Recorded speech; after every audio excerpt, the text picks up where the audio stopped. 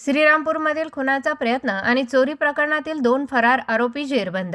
अहिल्यानगर जिल्ह्यातील श्रीरामपूर शहर व तालुका पोलीस ठाण्यात दाखल असलेल्या खुनाचा प्रयत्न आणि चोरीच्या गुन्ह्यातील 2 फरार आरोपींना स्थानिक गुन्हा शाखेने अटक केली आहे। पोलीस अधीक्षक मुमुका सुदर्शन यांनी जिल्ह्यातील विविध गुन्ह्यातील फरार आरोपींना अटक करण्याचे आदेश स्थानिक गुन्हा शाखेला दिले होते।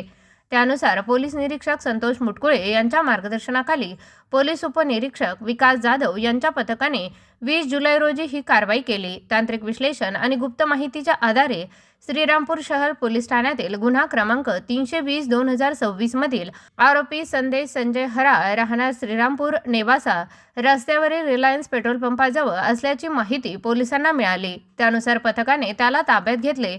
भारतीय न्याय संहिता कलम 109 तसेच आर्म ॲक्ट दाखल असलेल्या या गुन्ह्याची त्याने कबुली दिल्याचे पोलिसांनी सांगितले। दरम्यान श्रीरामपूर तालुका पोलीस ठाण्यात गुन्हा चोरीच्या प्रकरणातील फरार आरोपी अजय छगन बर्डे हा मुलुंजा बाजारतळ परिसरात असल्याची माहिती पथकाला मिळाली। पोलिसांनी त्याला ताब्यात घेतले असता त्याने ही गुन्ह्याची कबुली दिली। विशेष म्हणजे अजय बर्डे हा गेल्या 3 वर्षापासून फरार होता।